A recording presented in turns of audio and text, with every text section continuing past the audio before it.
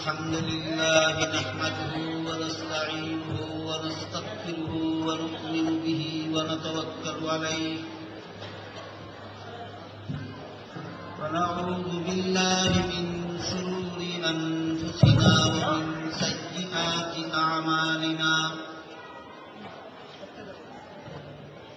من يهده الله فلا مضل له ومن يضلله فلا هادي له ونشهد أن لا إله إلا الله وحده لا شريك له ونشهد أن سيدنا ونبينا ومولانا محمدا عبده ورسوله صلى الله تعالى عليه وعلى آله وأصحابه وبارك وسلم. أما بعد فأعوذ بالله من الشيطان الرجيم. بسم الله الرحمن الرحيم. إن الصلاة تنهى عن الفحشاء والمنكر. وقال رسول الله صلى الله عليه وسلم: الصلاة مفتاح الجنة، أو كما قال عليه الصلاة والسلام.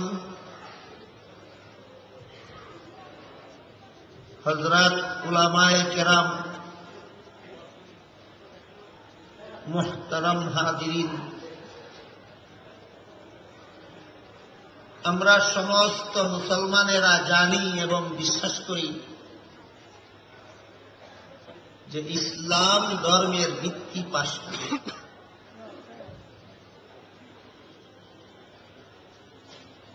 হাদিস শরীফে রাসূল করিম সাল্লাল্লাহু আলাইহি ওয়াসাল্লাম বলেছেন, বুনিয়াল ইসলাম আলা খামসিন।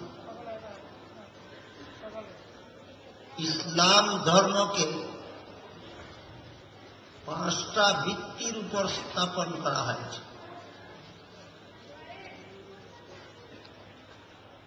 এই 5টা ভিত্তির বিবরণ দিয়া রাসূল বলেন, লা ইলাহা ইল্লাল্লাহর সাক্ষ্য দেওয়া, স্বীকার করা,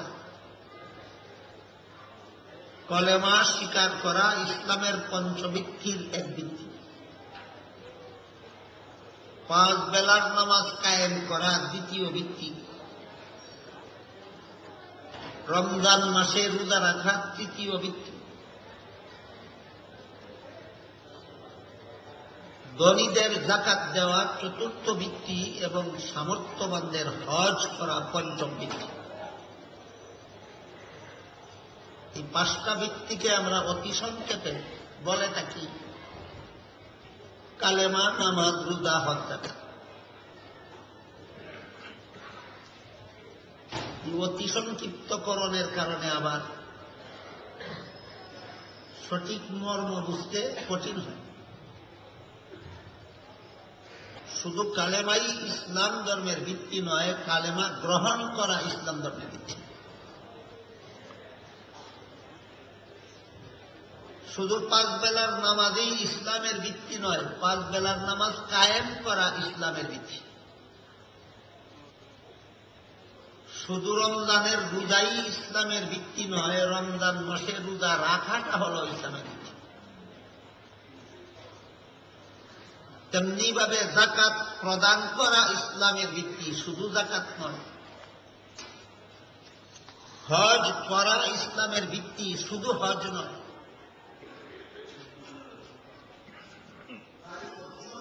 করণের কারণে আবার আমাদের মধ্যে মূল বিষয়টা অনুধাবন করতে অসুবিধা হয়। আমরা বলতে গিয়ে অতি সংক্ষেপে বললেও হাদিস শরীফে আল্লাহর রাসূল পরিষ্কার বলে দিয়েছেন, কালেমার সাক্ষ্য দেওয়া ইসলামের ভিত্তি, নামাজ কায়েম করা ইসলামের ভিত্তি, রোজা রাখা ইসলামের ভিত্তি, যাকাত প্রদান করা ইসলামের ভিত্তি, হজ করা ইসলামের ভিত্তি। এই 5টা ভিত্তির মধ্যে আমার ইচ্ছা আজকে নামাজ সম্পর্কে কিছু কথা আপনাদেরকে শোনাব। তবে নামাজও যেহেতু ইসলামের পঞ্চভিত্তির একটা ভিত্তি, তাই ইসলামের পঞ্চভিত্তি সম্পর্কে সমস্ত মুসলমানদের একটা মোটামুটি ধারণা থাকা দরকার যে কোন গুরুত্বপূর্ণ কারণে আল্লাহ এই 5টা জিনিসকে ইসলামের ভিত্তি সাব্যস্ত করে। এর অন্তর্নিহিত কারণগুলি কি কি? কালেমাকে আল্লাহ ইসলামের ভিত্তি সাব্যস্ত করে দিলেন কেন? নামাজকে ইসলামের ভিত্তি সাব্যস্ত করে দিলেন কেন? রোজাকে, হজকে, যাকাতকে, এই 5টাকে আল্লাহ ইসলামের ভিত্তি সাব্যস্ত করে দিলেন কেন? এর কারণটা সচরাচর আলোচনা হয় না, এর চর্চা হয় না, যে কারণে সাধারণ মুসলমানদের মধ্যে এ ব্যাপারে কোনো ধারণাই নেই। আর ধারণা না থাকার কারণেই আমরা মুখে বলি ইসলাম শান্তির ধর্ম, অথচ ইসলাম ধর্মাবলম্বী হয়েও আমরা সকল প্রকার শান্তি থেকে বঞ্চিত। ইসলাম শান্তির ধর্ম, এই ধর্মের ভিত্তি 5টা। শান্তির ধর্মের 5 ভিত্তি বিশ্বাস করা সত্ত্বেও, 5 ভিত্তির শান্তির ধর্ম গ্রহণ করা সত্ত্বেও আমরা অশান্তির সাগরে হাবুডুবু খাই কেন? তার মূলে কারণ হল এই 5টা ভিত্তির অন্তর্নিহিত রহস্য সম্পর্কে আমরা অবগত নই, এই কারণগুলি জানি না, এবং না জানার করার কারণেই এই 5টা জিনিসের মূল ছেড়ে দিয়ে আমরা 5টা জিনিসের খুলস নিয়ে বসে আছি, যে কারণে তার উপকারিতার থেকে আমরা জীবনের সর্বস্তরে বঞ্চিত হচ্ছে। তাই যদিও মৌলিকভাবে আজকে আমি নামাজের কথা আলোচনা করতে চাই, কিন্তু আনুষঙ্গিকভাবে কালেমা, নামাজ, রোজা, হজ, যাকাত, এই 5টাকে কেন ইসলামের ভিত্তি সাব্যস্ত করা হলো, এর কারণটুকুকে আপনাদের সামনে ভূমিকা হিসাবে তুলে ধরতে চাই। এই 5টা ভিত্তির মধ্যে একটা মাত্র ভিত্তি হল নামাজ। তাই প্রথমে আমরা এই 5 ভিত্তি সম্পর্কে আমাদের ধারণা পরিষ্কার করে নেই, তারপরে নামাজ সম্পর্কে বোঝার চেষ্টা করি। আল্লাহ তৌফিক দান করুন। মানুষের জীবনে যত অশান্তি আসে, এই অশান্তিগুলি আসার মূল কারণ 5টা। অশান্তির 5টা পথ বন্ধ করার জন্য এই 5টাকে ইসলামের ভিত্তি সাব্যস্ত করা হয়েছে। মৌলিকভাবে 5টা কারণে মানুষের জীবনে অশান্তি আসে, দুনিয়ার জীবনেও আখিরাতের জীবনে।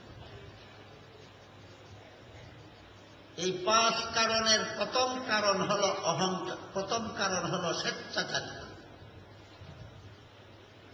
আমার যা ইচ্ছা তাই করব, আমি কোনো নিয়ম নীতি বিধিনিষেধ মানব, এই যে একটা মনোভাব। বুঝে থাকলে বলুন, এটা শান্তির কারণ না অশান্তির কারণ? যে 5 কারণে মানুষের দুনিয়া এবং আখিরাতের জীবনে অশান্তি আসে, এর প্রথম কারণ স্বেচ্ছাচারিতা। দ্বিতীয় কারণ অহংকার। আমি বড় হয়ে থাকব এবং অন্য সকলকেই আমার চেয়ে খাটো করে রাখব, এই মনোভাব। বলুন, এটা শান্তির কারণ না অশান্তির কারণ? সুতরাং অহংকারটা হল মানুষের দুনিয়া আখেরাতের জীবনে অশান্তি আসার দ্বিতীয় কারণ। তৃতীয় কারণ, দুর্বলের উপর অত্যাচার। আমি শক্তিশালী, সুতরাং দুর্বলকে আমার শক্তির প্রদর্শন করতে হবে, দুর্বলকে দেখাইয়া দিতে হবে আমি কত বড় শক্তিশালী। এই মনোভাবটা আপনারা কি মনে করেন মানব জীবনে শান্তির কারণ না অশান্তির কারণ? চতুর্থ কারণ হল কার্পণ্য।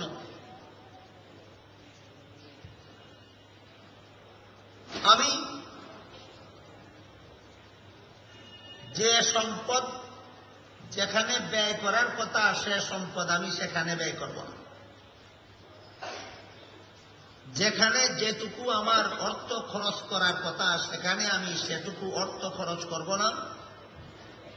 আমি আমার সম্পদকে কুক্ষিগত করে রাখবো, এই মনোভাব, যার নাম কার্পণ্য। বলুন, শান্তির কারণ না অশান্তির কারণ? 5 নম্বর, আত্মপ্রচারণা। আমি শুধু আমার সুনাম সমাজে প্রচারের চেষ্টায় লেগে থাকি। সমাজের সর্বত্র শুধু আমার সুনাম প্রচার হোক, আর কারো সুনাম যেন সমাজে প্রচার না হয়। এই মনোভাবটাও শান্তির কারণ না অশান্তি? এই 5টা কারণে মানুষের জীবনে দুনিয়াতে এবং আখেরাতে অশান্তি আসে। অশান্তি আসার প্রথম কারণটাকে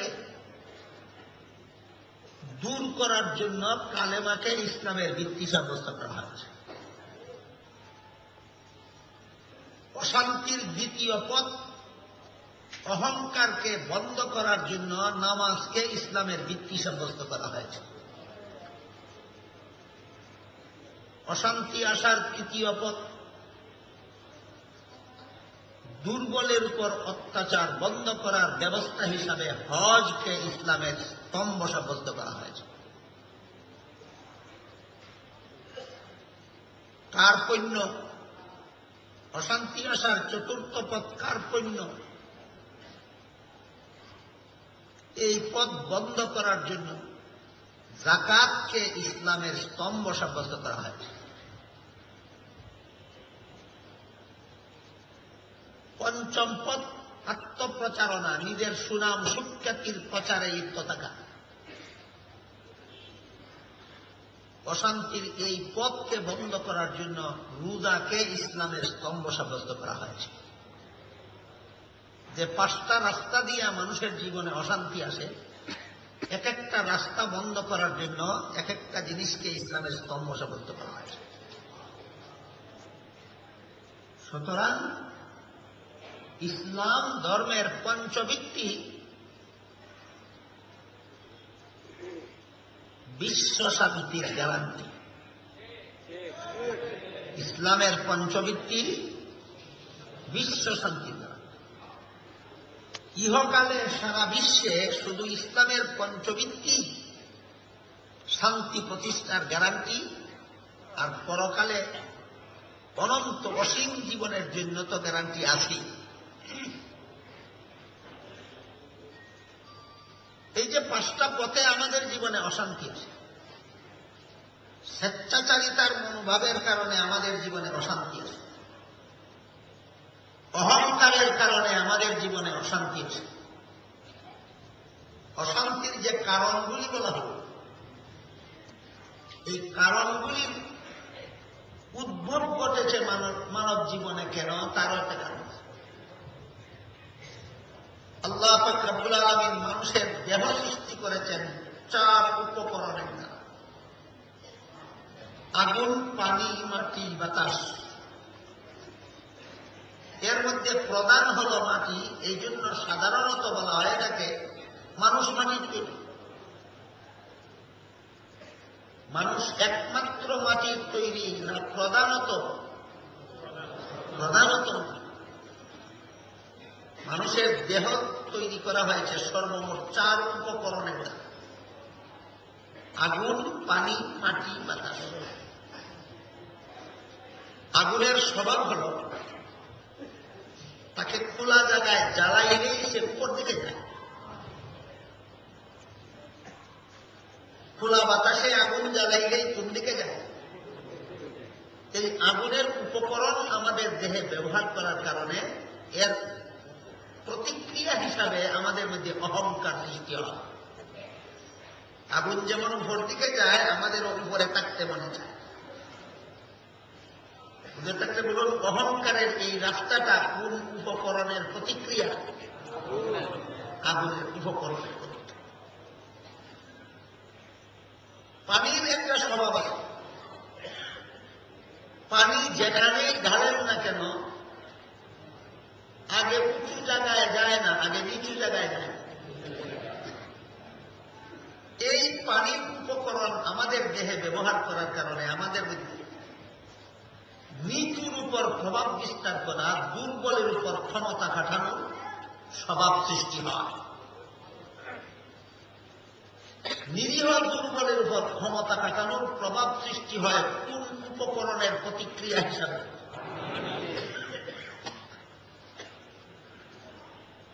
তারপর মাটির উপকরণ।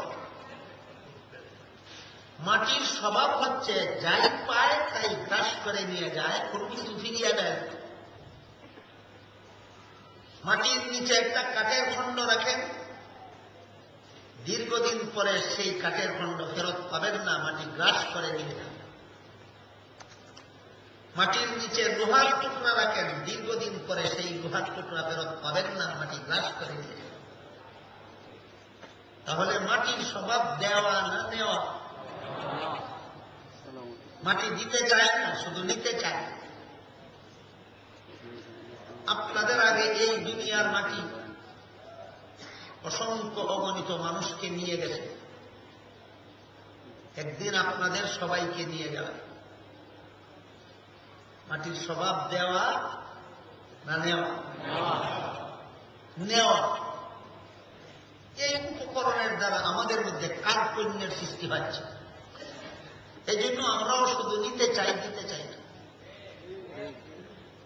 এটা অশান্তির আরেক পথ। আর বাতাসের স্বভাব হল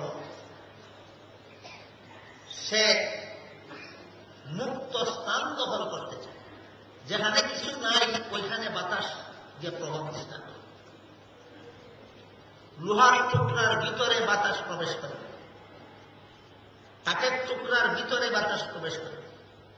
যেখানে খোলা জায়গা আছে, যেখানে খালি জায়গা আছে, যেখানে ফাঁকা জায়গা আছে, ওইখানে বাতাস প্রবেশ করে। এখান থেকে এই বাতাসের উপকরণ আমাদের দেহ সৃষ্টিতে ব্যবহার করার কারণে তার প্রতিক্রিয়া হিসাবে আমাদের মধ্যে আত্মপ্রচারণার মনোভাব সৃষ্টি হয়, যা অশান্তির কারণ। গেল দেহের 4 উপকরণের দ্বারা আমাদের মধ্যে 4 প্রকার প্রতিক্রিয়া সৃষ্টি হয়। আর মানুষের আত্মাকে আল্লাহ, মানুষের প্রাণকে আল্লাহ বিনা উপকরণে সৃষ্টি করেছেন। দেহ সৃষ্টি করেছেন 4 উপকরণের দ্বারা, আর আত্মা সৃষ্টি করেছেন বিনা উপকরণে। আল্লাহর সৃষ্টির ক্ষমতা সম্পর্কে আল্লাহ কোরআনের ভিন্ন আয়াতে বলেন, ইন্নামা আমরুহু ইযা আরাদা শাইআন আন ইয়াকুলা লাহু কুন ফায়াকুন।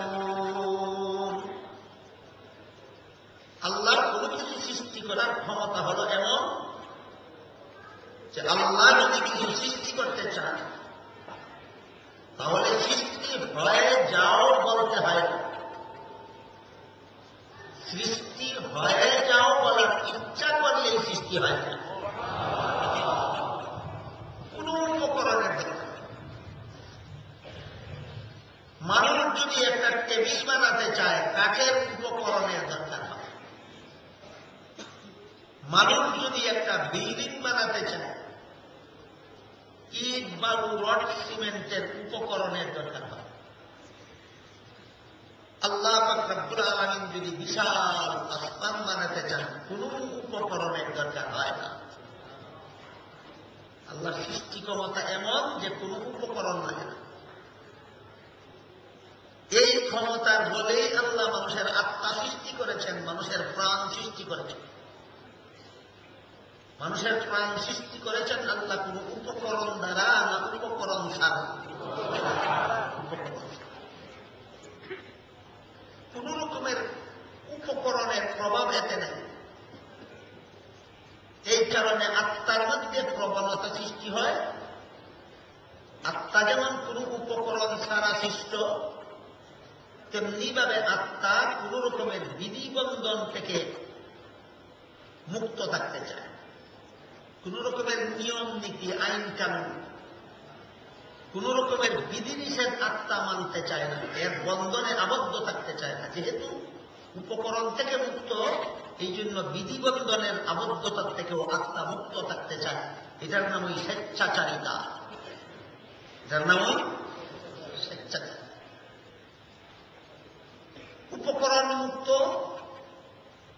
ভাবে প্রাণ সৃষ্টি করার কারণে স্বেচ্ছাচারিতার সৃষ্টি হয় মানুষের। আগুন উপকরণের দ্বারা উপকরণের প্রতিক্রিয়া হিসাবে অহংকারের সৃষ্টি হয় মানুষের। পানির উপকরণের প্রতিক্রিয়া হিসাবে দুর্বলের উপর প্রভাব বিস্তার করার প্রবণতা সৃষ্টি হয় মানুষের। মাটির উপকরণের প্রতিক্রিয়া হিসাবে কার্পণ্যের সৃষ্টি হয় মানুষের। বাতাসের উপকরণের প্রতিক্রিয়া হিসাবে আত্মপ্রচারণার প্রবণতা সৃষ্টি হয় মানুষের। সুতরাং স্বেচ্ছাচারিতার মতো অশান্তির পথ বন্ধ করার জন্য কালেমাকে ইসলামের স্তম্ভ সাব্যস্ত করা হয়েছে। উপকরণ মুক্ত প্রাণ বানানোর কারণে তোমার প্রাণের মধ্যে স্বেচ্ছাচারিতা এসেছে। উপকরণ মুক্ত হওয়ার কারণে প্রাণের উপকরণ মুক্ত প্রাণ, এর কারণে প্রাণ চায় বিধিবন্ধন মুক্ত থাকতে। প্রাণের সৃষ্টি যেহেতু উপকরণ মুক্ত, এই জন্য প্রাণ চায় বিধিবন্ধন মুক্ত থাকতে। বিধিবন্ধন মুক্ত থাকার প্রবণতাকেই স্বেচ্ছাচারিতা বলা হয়। এটাকে নিয়ন্ত্রণ করার জন্য, এটাকে কন্ট্রোল করার জন্য, এই অশান্তির হাতি স্বেচ্ছাচারিতার অশান্তি থেকে বাঁচার জন্য আল্লাহ ইসলামের কালেমাকে স্তম্ভ সাব্যস্ত করেছে। আমার মন চায় আমি বিধিবন্ধন মুক্ত থাকব, আর কালেমার দাবি হল বিধিবন্ধন মুক্ত থাকার জন্য তোমাকে সৃষ্টি করা হয়নি, আল্লাহর বিধি নিষেধ পালন করার জন্যই তোমাকে সৃষ্টি করা হয়েছে। কালেমার দাবি। কালেমার দাবি পূরণ করলে স্বেচ্ছাচারিতা থাকতে পারে না, বন্ধ হয়ে যায়। কালেমার দাবি পালন করে স্বেচ্ছাচারিতা। তোমার মন চায় তুমি যা ইচ্ছা তাই করবে। তোমার কালেমা বলে যা ইচ্ছা তাই করার জন্য তোমাকে সৃষ্টি করা হয়নি, তুমি সারা জীবন ভর আল্লাহর বিধিনিষেধ পালন করবা, এই জন্যই তোমাকে সৃষ্টি করা হয়েছে। স্বেচ্ছাচারিতা নামক অশান্তির পথ বন্ধ করার জন্য কালেমাকে ইসলামের স্তম্ভ সাব্যস্ত করা। তারপর দেহের উপকরণ চারটা: আগুন, পানি, মাটি, বাতাস। আগুন উপকরণের প্রতিক্রিয়া কি? অহংকার। আগুন উপকরণের প্রতিক্রিয়া অহংকার। অহংকারের সারমর্ম আগুনের স্বভাব। আমি উপরে থাকবো, অন্যরা আমার নিচে থাকবে। আমি বড় হয়ে থাকবো, অন্যরা আমার ছোট হয়ে যাবে। আমি শক্তিশালী হয়ে থাকবো, অন্যরা দুর্বল হয়ে থাকবে। এই মনোভাবটার নামে অহংকার। বুঝা থাকলে বলুন তো, কোন উপকরণের প্রতিক্রিয়ায় থাকে? আগুন উপকরণের প্রতিক্রিয়া। হাদিস শরীফে রাসূল করিম সাল্লাল্লাহু আলাইহি ওয়াসাল্লাম বলেন, যার উপরে সরিষার বিন্দু পরিমাণও অহংকার থাকে তাকেও জাহান্নামে যেতেই হবে। সরিষার বিন্দু পরিমাণ অহংকার অন্তরে থাকলেও জাহান্নামে যেতেই হবে। এই অহংকারকে দমন করার ব্যবস্থা হিসাবে নামাজকে ইসলামের স্তম্ভ সাব্যস্ত করা হয়েছে। বাকি 3-4 আলোচনা আজকে আর হবে না, শুধু এতটুকু ভূমিকা স্বরূপ বলে দিলাম যে স্বেচ্ছাচারিতার মতো অশান্তির পথ বন্ধ করার জন্য কালেমাকে ইসলামের স্তম্ভ সাব্যস্ত করা হয়েছে। অহংকারের মতো অশান্তির পথ বন্ধ করার জন্য নামাজকে ইসলামের স্তম্ভ সাব্যস্ত করা হয়েছে। এইভাবে প্রতিটি স্তম্ভকেই এক একটা অশান্তি, মানব জীবনে এক একটা অশান্তি প্রবেশ করার পথ বন্ধ করার জন্য ইসলামের এক একটা স্তম্ভ সাব্যস্ত করা হয়েছে। মূল 5টা পথে মানব জীবনে অশান্তি ঢুকে, এই অশান্তির 5টা পথ বন্ধ করার জন্য 5টা জিনিসকে ইসলামের স্তম্ভ সাব্যস্ত করা হয়েছে। এই জন্য ইসলামের পঞ্চভিত্তি দুনিয়া আখিরাতের শান্তির গ্যারান্টি, ইসলামের পঞ্চভিত্তি বিশ্ব শান্তির গ্যারান্টি।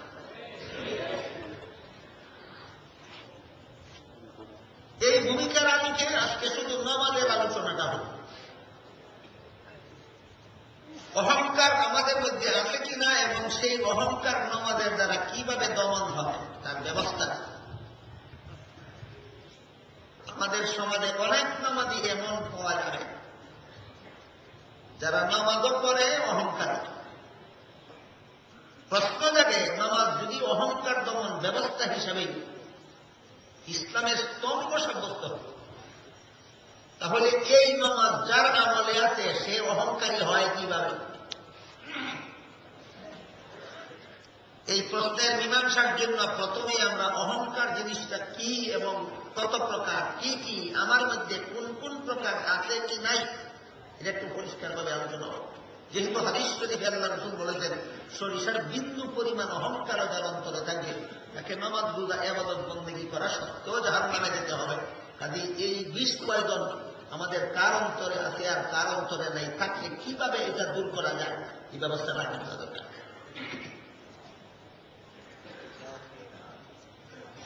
নিজের বড়ত্বের মনোভাবকেই অহংকার। আমি বড়, অন্যরা ছোট, এই মনোভাবের নামই অহংকার। এটার 4টা স্তর আছে। তরিকতের পরিভাষায় প্রথম স্তরের অহংকারকে বলে উজব, দ্বিতীয় স্তরের অহংকারকে বলে কিবির, তৃতীয় স্তরের অহংকারকে বলে তাকাব্বুর, চতুর্থ স্তরের অহংকারকে বলে ইস্তেকবার। উজব, কিবির, তাকাব্বুর, ইস্তেকবার অহংকারের সর্বমোট 4টা স্তর এবং তরিকতের ভাষায় 4টা স্তরের 4টা নাম। নামগুলি যেহেতু আরবি ভাষা আর পরিভাষাগুলি যেহেতু তরিকতের, এই জন্য আরবি ভাষা সম্পর্কেও যারা পরিষ্কার ধারণা রাখেন না, তরিকত সম্পর্কেও যারা পরিষ্কার ধারণা রাখেন না, তাদেরকে এই সমস্ত শব্দ দিয়ে বোঝানো কঠিন হবে। এই জন্য আমি সকলের বোঝার সুবিধার জন্য এটা বাংলায় বলি। অহংকারের 4টা স্তর। প্রথম স্তরের অহংকার হল অহংকারের বীজ। প্রথম স্তরের অহংকার হল অহংকারের বীজ, আমি বড়, অন্যরা ছোট। দ্বিতীয়টা হল অহংকারের চারা, তৃতীয়টা হল অহংকারের গাছ, চতুর্থটা হল অহংকারের ফসল। এবার বুঝলেন, নিজের বরত্বপূর্ণ মনোভাবের নাম অহংকার। এটার 4 স্তর। প্রথম স্তরের অহংকারের নাম অহংকারের বীজ, দ্বিতীয় স্তরের অহংকারের নাম অহংকারের চারা, তৃতীয় স্তরের নাম অহংকারের গাছ, চতুর্থ স্তরের নাম অহংকারের ফসল। এবার আমরা বোঝার চেষ্টা করি অহংকারের বীজ কোনটা, অহংকারের চারা কোনটা, অহংকারের গাছ কোনটা, অহংকারের ফসল কোনটা? মুফাসসিরিনে কেরাম লেখেন, তোমার মনকে জিজ্ঞেস করো, নিজে নিজেকে জিজ্ঞেস করো যে তোমার মধ্যে কোন গুণ আছে কিনা। মন যদি সচেতন হয় অবশ্যই জবাব দিবে আমার মধ্যে অনেকগুলি গুণ আছে। আমার মুখে কথা বলতে পারি, এইটাও তো আমার একটা গুণ। আমার চোখে দেখি, এইটাও তো আমার একটা গুণ। আমার কানে শুনি, সেইটা কি আমার দোষ না গুণ? আমি পায়ে চলতে পারি, এটা কি আমার দোষ না গুণ? তাহলে আমার মধ্যে অনেকগুলি। আর বিদ্যা বুদ্ধি এলেম কালাম তো আছে। মন থেকে যখন জবাব আসবে যে আমার মধ্যে অনেকগুলি গুণ আছে, আবার মনকে প্রশ্ন করব, তোমার গুণের জন্য তুমি প্রশংসা পাওয়ার যোগ্য কি? তোমার গুণের জন্য তুমি প্রশংসা পাওয়ার যোগ্য কি? এবার যদি মন বলে গুণগুলি যেহেতু আমার, সুতরাং এর জন্য প্রশংসা পাওয়ার যোগ্য আমি। মনের এই ভাবটার নামই অহংকারের বীজ। মনের এই ভাবটার নামই অহংকারের বীজ। গুণ যেহেতু আমার, সুতরাং এই গুণের কারণে প্রশংসা পাওয়ার যোগ্য আমি। এই মনোভাব যদি আসে টের পান, এটা পরিষ্কার বুঝে নেবেন আপনার অন্তরে অহংকারের বীজ আছে। এইটাই বিন্দু, সরিষার বিন্দু পরিমাণ অহংকার, জাহান্নামে যেতেই হবে। আর যদি মন থেকে জবাব আসে যে আমার দেখার গুণ আমার নিজস্ব নয়, আল্লাহর দান, আমার কানে শোনার গুণ আমার অর্জিত নয়, আল্লাহ প্রদত্ত, আমার মুখে কথা বলার গুণ আমার কামাই করা নয়, আল্লাহর অনুগ্রহে প্রাপ্ত, সুতরাং গুণগুলি তো একটাও আমার না, সবগুলি তো আল্লাহর দান। সুতরাং একটা গুণের জন্য আমি প্রশংসা পাওয়ার যোগ্য নই, যিনি দান করেছেন তিনি যোগ্য। এই জবাব যদি অন্তর থেকে আসে, তাহলে প্রমাণ হবে আপনার অন্তরে অহংকারের বীজ নাই। অন্তর থেকে এই জবাব আসলে কি প্রমাণ হবে? অন্তরে অহংকারের বীজ। কিন্তু বাঙালি কিন্তু খুব বেশি চালাক। আমার মনে হয় সারা বিশ্বের অন্যান্য দেশের মানুষের চেয়ে বাঙালিরা বেশি চালাক। এমন চালাক, মুখে মুখে বলবে আমার অন্তরে অহংকারের বিদরে, অথচ তার অহংকারে ফসল ধরেছে, তার অহংকারের গাছে ফসল ধরেছে, মুখে বলবে বিদরে।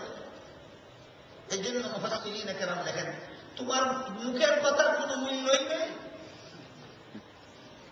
তোমার মুখে বলবা তোমার অহংকার অন্তরে আছে কিনা, তোমার মুখের কথার কোনো মূল্যই নেই। অন্তর থেকে কি বের হয় সেটা দেখো। তোমার অন্তর থেকে যদি বের হয় আমার কোন গুণের জন্য আমি প্রশংসা পাওয়ার যোগ্য নই, তাহলে এটা হলো বাস্তব, তোমার অন্তরে অহংকারের বীজ নাই। আর মনে মনে যদি পোষণ করো আমার গুণের জন্য আমি প্রশংসা পাওয়ার যোগ্য ছিলাম, ও মুখে আমার যথাযথ প্রশংসাটা করব, ও মুখে আমার যথাযথ প্রশংসাটা করব। প্রমাণ হয়ে গেল, তুমি মুখে কিছু বলো আর না বলো, প্রমাণ হয়ে গেল তোমার অন্তরে অহংকারের বীজ আছে। এবার বোঝা থাকলে বলুন, অহংকারের বীজটা তাকে কোথায়? অন্তর। এটা যদি মুখের দ্বারা প্রকাশও করে দেবে, আমি জানি, আমি গুণী, আমি বুদ্ধিমান, আমি পণ্ডিত, আমি আমি ওই অন্তরের কথাটা যখন মুখের দ্বারা প্রকাশ করে ফেলবে, এটার নাম হয় অহংকারের চালা। অহংকারের বীজ থাকে অন্তরে, আর সারা গদায় মুখে। অহংকারের বীজ থাকে অন্তর, আর সারা গদায়। তারপর নিজের এই বড়ত্বের সাথে যদি অন্য লোকের ছোটত্বকে তুলনা করে, অমুক ছোট আমি বড়, অমুক অমুক মূর্খ আমি জ্ঞানী, অমুক বুকা আমি পণ্ডিত, অমুক বিশ্রী আমি সুন্দর, অন্যদের সাথে যখন এই যোগ্যতার তুলনা করে, এই তুলনাটা হল অহংকারের দাস। অপরের সাথে তুলনা করলে তুলনাটা হল অহংকারের। আর যাদেরকে নিজের থেকে ছোট এবং নিজেকে যাদের থেকে বড় বলে দাবি করব, এই দাবিটা প্রমাণ করার জন্য যখন তাদের সাথে অবিচার শুরু করে, এই অবিচারটা হল অহংকারের ফসল। অবিচারটা হল অহংকারের ফসল। এবার বলুন তো, বাংলাদেশের কোন মুসলমান অন্য কারোর উপর কোন অবিচার করে? তাদের অন্তরে অহংকারের বীজ নাই, কি গাছও ফসল করছে, আবার নামাজও। তার অন্তরে অহংকারের বীজ আছে, মুখে শাখা গজাইছে, সমাজে গাল বিস্তার হয়েছে এবং জুলুম, অত্যাচার, অবিচার, নির্যাতনের দ্বারা গাছে ফসল পাচ্ছে। এরপরে হয় আমার অন্তরে অহংকার নাই, আবার নামাজ করে। এই নামাজ সেই নামাজ নয় যেই নামাজকে আল্লাহ অহংকার নির্মূল ব্যবস্থা হিসাবে ইসলামের স্তম্ভ সাব্যস্ত করেছে। এই নামাজ সেই নামাজ নয়। এই নামাজ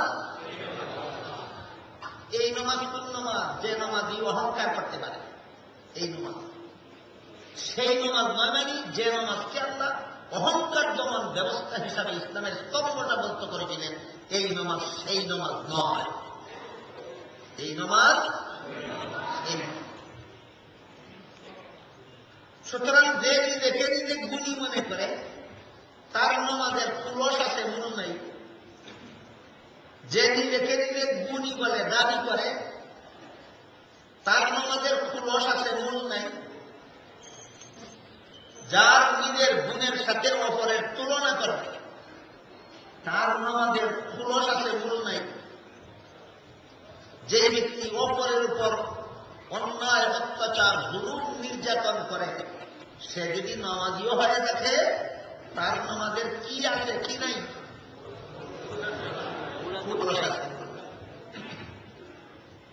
নামাজের খুলস অহংকার দমন ব্যবস্থা নয়। এইটাকে ইসলামের স্তম্ভ সাব্যস্ত করা হবে। নামাজের মূল হল অহংকার দমন ব্যবস্থা, সেইটাকে ইসলামের স্তম্ভ সাব্যস্ত করা হয়েছে। এবার বলুন তো, অহংকার জিনিসটা শান্তির পথ না অশান্তির পথ? অশান্তি। 5টা পথে মানব জীবনে অশান্তি প্রবেশ করে। এই 5টা অশান্তির 5টা প্রবেশ পথ বন্ধ করে আল্লাহ 5টা জিনিসকে ইসলামের স্তম্ভ সাব্যস্ত করেছে। এর মধ্যে অশান্তি প্রবেশ করার একটা পথ হল অহংকার। পথটা বন্ধ করার জন্য আল্লাহ কোন জিনিসকে ইসলামের স্তম্ভ সাব্যস্ত করেছেন? অহংকারের দাবি কি ছিল? আমি বল। অহংকারের দাবি কি ছিল? আমি বল। নামাজ যেই কথার দ্বারা শুরু হয়, সেই কথাটা হল আল্লাহু আকবার। আল্লাহ সবার। অহংকারের দাবি ছিল আমি বড়, আর নামাজ শুরুই হয় আল্লাহ বড় কথার মাধ্যমে। আল্লাহু আকবার বলে বলে প্রতিদিন কত আমাদের নিয়ত বাদী। যদি এই মর্ম বুঝে আমরা আল্লাহু আকবার বলে নামাজ শুরু করতাম, যে আমার বরত্বকে বিসর্জন দিয়ে আল্লাহর বরত্বকে স্বীকার করে নিলাম, তাইলে আমরা কারো উপর জুলুম অত্যাচার করার সাহস করতে পারতাম। তখন আমাদের নামাজ হইত সত্যই ইসলামের স্তম্ভ, শান্তির গ্যারান্টি।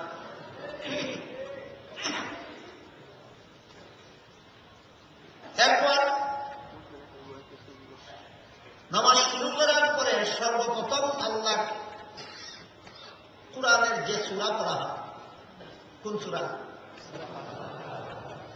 সূরা ফাতিহার সর্বপ্রথম যে আয়াত পড়া হয়, সেই আয়াতের সর্বপ্রথম বাক্য যেটা, সেটা হল আলহামদুলিল্লাহ। আলহামদুলিল্লাহ সমস্ত প্রশংসা লিল্লাহ, আল্লাহ। আমার দেখার গুণের প্রশংসা আমার নয়, আল্লাহ। আমার কানে শোনার গুণের প্রশংসা আমার নয়, আল্লাহ। আমার পায়ে চলতে পারার গুণের প্রশংসা আমার নয়, আল্লাহ। আমার হাতে ধরতে পারার গুণের প্রশংসা আমার নয়, আল্লাহ। আমার বিদ্যা বুদ্ধির গুণের প্রশংসা আমার নয়, আল্লাহ। আমার এলেম কালামের গুণের প্রশংসা আমার নয়, আল্লাহ। কতটা বলবেন? হাজার রকমের গুণ আছে, একটা গুণের প্রশংসাও আমার নয়। সকল গুণের প্রশংসা আল্লাহ বোঝাবার জন্য আলহামদুলিল্লাহ করা হয়। আবার বলেন তো আলহামদুলিল্লাহ অর্থ কি? সমস্ত গুণ আল্লাহ হয়ে থাকলে আমার দেখার গুণের প্রশংসা গেল কোথায়? সকল প্রশংসা আল্লাহ হইয়া থাকলে আমার কানে শোনার গুণের প্রশংসা গেল কোথায়? সকল প্রশংসা আল্লাহর হয়ে থাকলে আমার বিদ্যা বুদ্ধির গুণের প্রশংসা গেল কোথায়? সকল গুণের প্রশংসা আল্লাহর হয়ে থাকলে আমার এলেম কালামের গুণের প্রশংসা গেল কোথায়? এই আলহামদু শব্দটা এমন ভাবে গঠিত যে এই শব্দের গঠন প্রণালী সুস্পষ্টভাবে উল্লেখ করে দেয় যে এই প্রশংসার বিন্দু মাত্র আল্লাহ ছাড়া আর কারো জন্য নেই। প্রশংসার বিন্দু মাত্র আল্লাহ ছাড়া আর কারো, সমস্ত প্রশংসা আল্লাহ। এই কথাগুলির মাধ্যমে নামাজ শুরুই হয়। এবার বলুন তো, একটা লোক আমাদের নিয়ত করলো আল্লাহু আকবার বলে, অর্থ কি? আল্লাহ সকলের বড়। একটা লোক সূরা ফাতিহা পড়া শুরু করলো আলহামদুলিল্লাহ বলে, অর্থ কি? মুখে বলতেছে আলহামদুলিল্লাহ, মুখে বলতেছে আলহামদুলিল্লাহ, মুখে বলতেছে আলহামদুলিল্লাহ, অন্তরে বলতেছে অমুক গুণের জন্য প্রশংসা আমি পাওয়ার দাবিদার, তমুক গুণের জন্য প্রশংসা আমি পাওয়ার দাবিদার, অমুক গুণের জন্য প্রশংসা আমি পাওয়ার দাবিদার। তার বুকে আর মুখে মিল নাই, বুকে আর মুখে মিল নাই। এটা এই নামাজ সেই নামাজ নয়, এই নামাজ সেই নামাজ। আমরা যেটা বলি এটা হল নামাজের খোলস। আর যে নামাজকে ইসলামের স্তম্ভ সাব্যস্ত করে দেওয়া হয়েছে সেটা হল ইসলামের বুনিয়াদ, ইসলামের ভিত্তি, নামাজের মূল। কাজেই আমরা যদি মনে করি যে আমি নামাজও করি, আমার মধ্যে অহংকারের বীজ আছে, অথবা চারা আছে, অথবা গাছ আছে, অথবা ফসল দিচ্ছে, পরিষ্কার হয়ে গেল আমার মধ্যে নামাজের মূল আসেনি, আমি নামাজের খোলস নিয়ে বসে আছি। আমার মধ্যে কি আছে কি নাই, খোলস আছে, মূল নাই। আমার মধ্যে আমার নামাজের কি আছে কি নাই, খোলস আছে। আমার কথা বুঝে থাকলে এবার বলুন, নামাজের খোলস ইসলামের স্তম্ভ, নামাজের খোলস অহংকার দমন ব্যবস্থা না, নামাজের মূল হল অহংকার। বর্তমানে সারা দুনিয়া জাতীয়ভাবে আন্তর্জাতিকভাবে যত মানুষের উপর জুলুম অত্যাচার করে, হামলা করে, নির্যাতন করে, যতভাবে যত মানুষকে অপমান করে, যতভাবে যত মানুষকে লাঞ্ছনা করে, এই জুলুম অত্যাচারের আগুন যে সারা দুনিয়াতে জ্বলছে, এর মূলে ক্রিয়াশীল একটিমাত্র ব্যাপার অহংকার। নিজের বরত্ব প্রমাণ করার জন্য নির্দোষের উপর হামলা চালায়, নিজের বরত্ব প্রমাণ করার জন্য কার উপর হামলা চালায়? নির্দোষের উপর। বলুন কিসের ফসল? শান্তির পথ না অশান্তির পথ? দমন করার ব্যবস্থা হিসাবে নামাজকে আল্লাহ ইসলামের স্তম্ভ সাব্যস্ত করেছে। খোলস নামাজ না নামাজের মূল? এবার আমরা বোঝার চেষ্টা করি, যেই নামাজ অহংকার দমন ব্যবস্থা।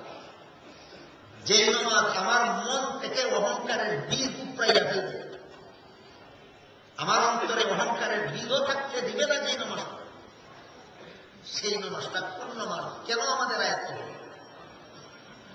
কেন আমরা নামাজও করি অহংকার করি? কেন আমরা নামাজও করি দুর্মুক্তচার করি? কেন আমরা নামাজও করি দুর্বলের উপর বিচারও চালাই? ব্যবধানটা কোথায়? পার্থক্যটা কোথায়? নামাজের মধ্যে কতগুলি জিনিস আছে, এগুলি করা ফরজ, আর কতগুলি কাজ আছে নামাজের, এগুলি ওয়াজিব, আর কতগুলি কাজ আছে নামাজের, সেগুলি হল সুন্নত। যেমন নামাজের ভিতরে কুরআন তেলাওয়াত করা ফরজ, নামাজে রুকু করা ফরজ, সিজদা করা ফরজ, রুকু থেকে সুজা হয়ে দাঁড়ানো,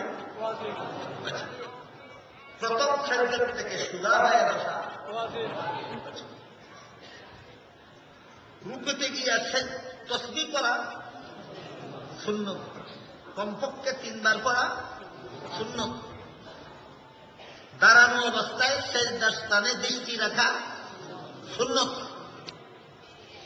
নামাজের ভিতরে কতগুলি কাজ আছে ফরজ, কতগুলি ওয়াজিব, কতগুলি সুন্নত। এই নামাজের ফরজ ওয়াজিব সুন্নতগুলি যারা ঠিক মতো পালন করেন, ফরজ ওয়াজিব সুন্নতগুলি যারা ঠিক মতো যারা পালন করে, তাদের মধ্যে নামাজের খুলস আয়ত্ত হল। কি আয়ত্ত হল? নামাজের খুলস আয়ত্ত। নামাজের ফরজগুলিও কি সব মুসল্লিরা ঠিক মতো পালন করে? নামাজের ওয়াজিবগুলিও কি সব মুসল্লিরা ঠিক মতো পালন করে? নামাজের সুন্নতগুলিও কি সব মুসল্লিরা ঠিক মতো পালন করে? তাইলে তো আমরা যারা নামাজ পড়ি, আমাদের অধিকাংশের নামাজের মূল আয়ত্ত হবে দূরের কথা, খুলসই বাকি। অধিকাংশের মধ্যে নামাজের কি বাকি? নামাজের খুলসই বাকি।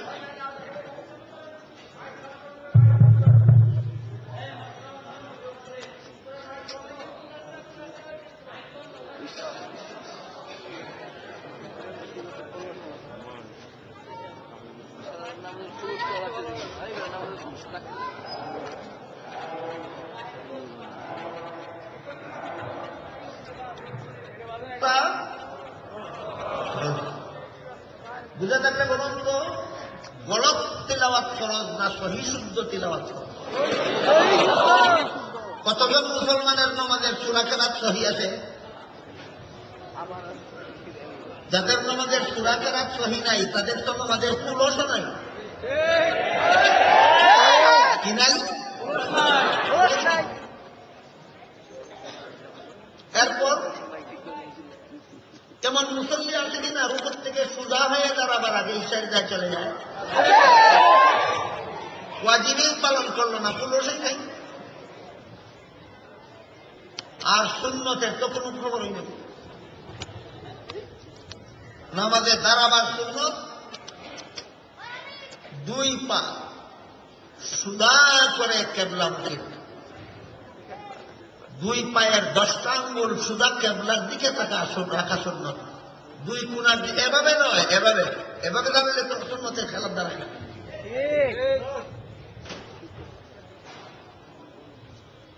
আগামীকাল ফজরের নামাজের সময় অথবা জোহরের নামাজের সময় নামাজে দাঁড়াইয়া নিজের 2টা পায়ের দিকে তাকাইয়া দেখবেন তো আঙ্গুলগুলি সুদা কেবলার দিকে না কোণার দিকে।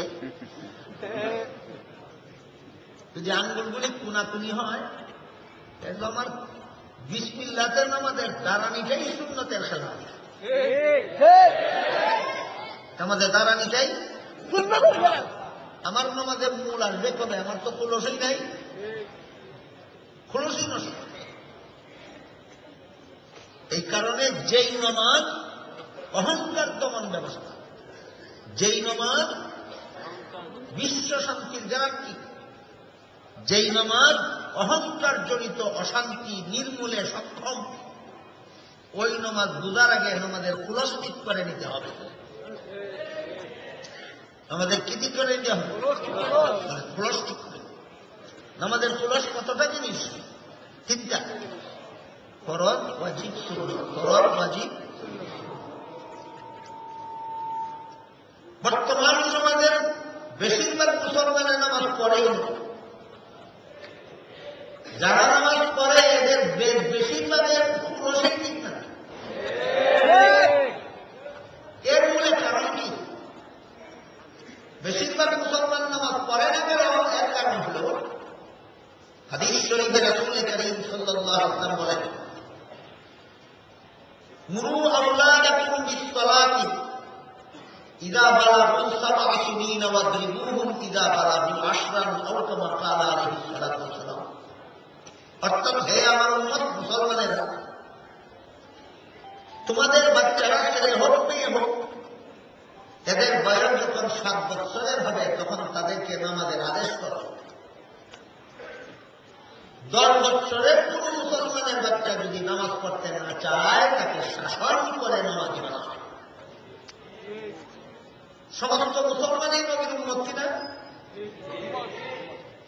নবীর সমস্ত মুসলমান উম্মত যদি নিজেদের প্রত্যেকটা বাচ্চাকে 7 বৎসরের সময় নামাজের আদেশ করত আর 10 বৎসরের সময় নামাজের জন্য শাসন করত, এই মুসলমানের সমাজে একটা মুসলমানও বেনামাজি হইত না। তাইলে মুসলমান বেনামাজি হয় কেন? মা বাবার কারণে। মুসলমান বেনামাজি হয় কেন? মা বাবার কারণে। বর্তমান সমাজের বেশিরভাগ বেনামাজি মুসলমান মা বাবা তৈরি করে। এই সমস্ত মা বাবাদের একটা ওয়াজ শোনা দরকার, যে ওয়াজটা আল্লাহ কোরআনে করেছেন। আল্লাহ বলেন,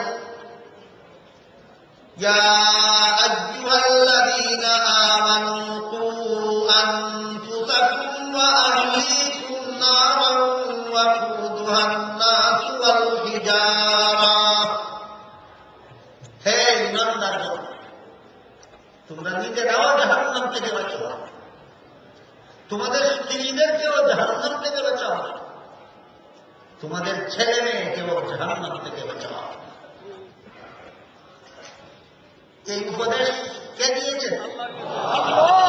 কোথায় দিয়েছেন? কাকে? ঈমানদার মুসলমান। প্রত্যেকটা মুসলমানের প্রতি আল্লাহর নির্দেশ, নিজেও জাহান্নাম থেকে বাঁচাও, নিজের বিবিকেও জাহান্নাম থেকে বাঁচাও, নিজের বাচ্চাকেও জাহান্নাম থেকে বাঁচাও।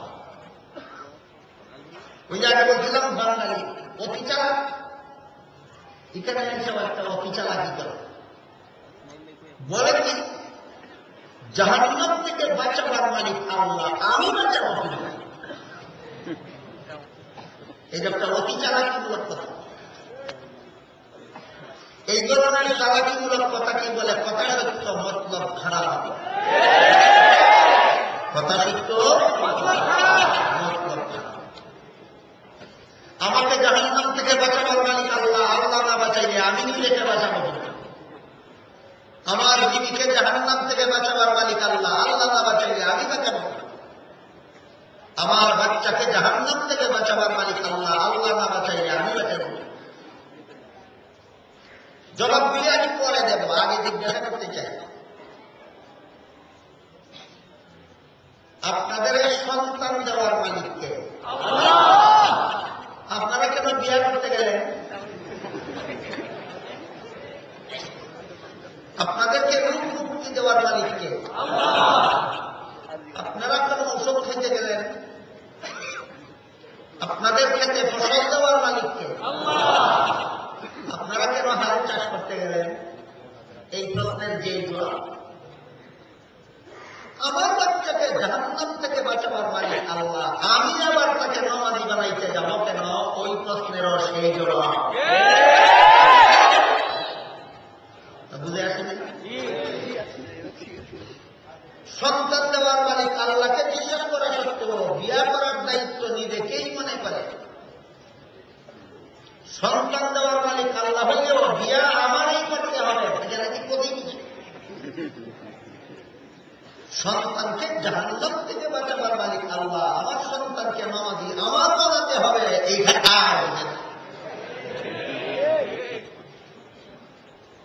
এইটাকে বাংলায় বলে রাতে মাতাল তালে ঠিক।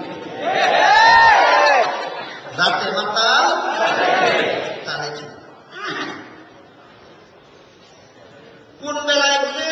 বিয়ার বেলায় বুঝে। সন্তান দেওয়ার মালিক আল্লাহ হলেও বিয়াটা আমার করতে হবে, ওখানে কি করতে বুঝে? ফসল দেওয়ার মালিক আল্লাহ হলেও কৃষিকাজ তো আমারই করতে হবে, এটা ঠিক করতে বুঝে। রোগ মুক্তি দেওয়ার মালিক আল্লাহ হইলেও ঔষধ আমার খেতে হবে, এটা ঠিক মতো বুঝি।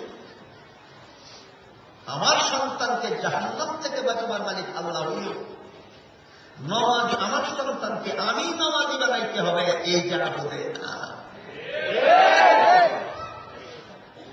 যাতে মাতাল মাতলামি করে দুনিয়ার মানুষকে ধোঁকা দেওয়া যেতে পারে, কাল হাসরের মাঠে আল্লাহর আদালতে আসামির কাজ করায় দাঁড়িয়ে মাতলামি করে পার পাওয়া যাবে না।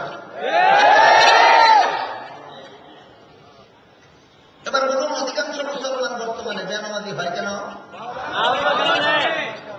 কারা বেনামাজি মানে? মা বাবা বেনামাজি।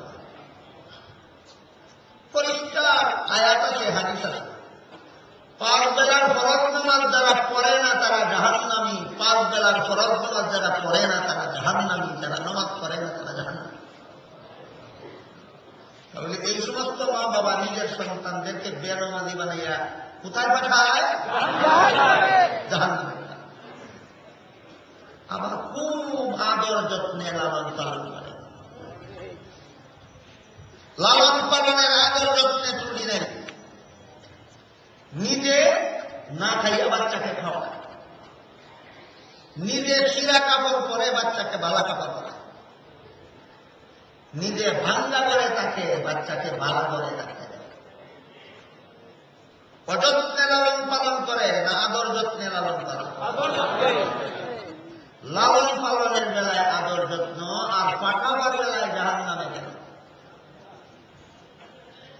এটা কোন ধরনের আদর, এটা বোঝার জন্য একটা দুটো উদাহরণ দিচ্ছি। ব্রাহ্মণ বাজার থেকে পাঠা কিনল পূজার দিনে বলি দেওয়ার জন্য। ব্রাহ্মণ বাজার থেকে পাঠা কিনল বলি দেওয়ার, পূজার দিনের আগ পর্যন্ত এই পাঠাকে খাওয়ায় না। অন্য ছাগলকে যে পরিমাণ আদর যত্নে খাওয়ায় তার চেয়ে কম। বলুন তো, ব্রাহ্মণ পাঠাকে বেশি আদর করে খাওয়ায় কেন? ঠিক তেমনি ভাবে যে সমস্ত মুসলমান নিজের সন্তানকে বেনামাজি বানায়, এরা বেশি আদর করে খাওয়ায় কেন? জাহান্নামে পাঠাবার। ব্রাহ্মণের কথা হলো তুই বেশি করে খা, যেহেতু পূজার তারিখে ধরে তোর কপালে আর খানা নাই, পূজার আগে আগে যা হারাত। ঠিক তেমনি ভাবে এই সমস্ত মুসলমানের কথা হলো মরণের পরে যেহেতু করে জাহান্নামে পাঠাবো, এই কারণে মরণের আগে আগে যা হারাত খা। বেনামাজি যে মা বাবা নিজের সন্তানকে বেনামাজি বানায়, এই মা বাবাদের নিজের সন্তানকে আদর যত্ন করে কিসের মতো? ব্রাহ্মণ পাঠাকে যে রকম আদর যত্ন করে সেই রকম। সন্তানের আদর যত্ন না ব্রাহ্মণের পাঠা পালনের আদর যত্ন? ব্রাহ্মণের পাঠা পালনের। শুধু বা ব্রাহ্মণের বেলায় যাব কেন? মুসলমান যদি কুরবানির 5 দিন আগে বলদ কিনে, হালের গরুকে বাকি 5 দিন বেশি আদর যত্ন করে খাওয়ায় না কুরবানির বলদকে বেশি আদর যত্ন করে? ঘরে অন্য গরুর থেকে কুরবানির বলদকে বেশি আদর করে কেন? কুরবানির পরে তোর কপালে আর কোনো খানা নাই, কাজে কুরবানির আগ পর্যন্ত যা পালক খাই গেল। ঠিক তেমনি ভাবে যে মুসলমান সন্তানকে বেনামাজি বানায় আবার আদর করে খাওয়ায়, এর মানে হলো তোরে জাহান্নামে পাঠাবো মরণের পরে, তাই মরণের আগে আগে যা পালক খাই গেল। এছাড়া নিজের সন্তান, কলিজার টুকরা সন্তানকে বেনামাজি বানাইয়া আদর যত্ন করে লালন পালন করার আর কোন ব্যাখ্যা না। এই সমস্ত মা বাবারা সন্তানদের আদর যত্ন করে লালন পালন করে ব্রাহ্মণের পাটা পালার মতো আর মুসলমানের কুরবানির বলদ পালার মতো। আমাদের হুঁশ ঠিক হওয়া দরকার, কাণ্ড জ্ঞান সংশোধন হওয়া দরকার। সত্যই যদি আমি মুসলমান হয়ে থাকি, সত্যই যদি মুহাম্মদুর রাসূলুল্লাহকে রাসূলুল্লাহ বিশ্বাস করে থাকে, সত্যই যদি মুহাম্মদুর রাসূলুল্লাহর নির্দেশ পালনকে জান্নাতে যাওয়ার একমাত্র পথ মনে করে থাকে, মুহাম্মদুর রাসূলুল্লাহ বলেন, মুরু আওলাদাকুম বিসসালাতি ইযা বালাগু সাবআ সিনিন ওয়াজরিবুহুম ইযা বালাগু আশরান আও কামা ক্বালা আলাইহিস সালাতু ওয়াস সালাম। হে আমার উম্মত মুসলমানেরা, তোমাদের বাচ্চারা ছেলে হোক মেয়ে হোক 7 বছরের সময় নামাজের আদেশ করো, 10 বছরের ছেলে মেয়ে নামাজ পড়তে না চাইলে শাসন করে নামাজি বানাও। এবার বলুন, বর্তমান সমাজের বেশিরভাগ মুসলমান বেনামাজি হয় কিভাবে? মা শুধু মা বাবা বলো, আরো একটা মহল দাঁড়িয়ে আছে। আপনারা ওই মহলটা চিনার আগে বলুন তো, নামাজ কতজন মুসলমানের জন্য হল? সমস্ত মুসলমানের জন্য নামাজ শিক্ষা, নামাজ পড়া ফরজ ছিল। নামাজ শিক্ষাও ফরজ, পড়াও ফরজ। আপনাদের দেশে যত প্রাইমারি স্কুল আছে, যত হাই স্কুল আছে, যত কলেজ আছে, যত ভার্সিটি আছে, কোনটার মধ্যে মুসলমান ছেলে মেয়েকে 7 বছরের আগে নামাজ শিক্ষা দিয়া, 7 বছরের সময় নামাজের আগে দিয়া, 10 বছরের সময় শাসন করিয়া মুসলমান ছাত্র ছাত্রীকে নামাজি বানাবার ব্যবস্থা আছে? কেন? তাহলে এই সমস্ত প্রাইমারি স্কুলের মুসলমান ছাত্র ছাত্রীর সংখ্যা কম, এই সমস্ত হাই স্কুলের মুসলমান ছাত্র ছাত্রীর সংখ্যা কম, এই সমস্ত কলেজ ভার্সিটিতে মুসলমান ছাত্র ছাত্রীর সংখ্যা কম না বেশি? এদের উপর কি ফরজ ছিল না নামাজ শিক্ষা? এই শিক্ষা ব্যবস্থা যারা প্রয়োগ করে তাদের উপর কি ফরজ ছিল না এই সমস্ত মুসলমান ছেলে মেয়েদেরকে নামাজি বানিয়ে দেওয়া? স্কুল কলেজের মুসলমান ছাত্র ছাত্রীদেরকে শাসন করে নামাজি বানাবার বড় বয়সটা কোনটা? 7 থেকে 10। 7 বছর থেকে 10 বছরের ভিতরে শাসন করে মুসলমানের বাচ্চাকে নামাজি বানাও। প্রথম দায়িত্ব ছিল মা বাবার, পালন তো করলই না। দ্বিতীয় দায়িত্ব ছিল শিক্ষা ব্যবস্থা প্রণয়নকারীদের, তারাও করল না। সুতরাং আমাদের সমাজের অধিকাংশ 90% মুসলমানের কলিজার টুকরা ছেলে মেয়েকে জাহান্নামে লাঠি মেরে পাঠিয়ে দিচ্ছে 2 দল। একদল তাদের মা বাবা, আরেকদল এই দেশের শিক্ষা ব্যবস্থা প্রণয়নকারীরা।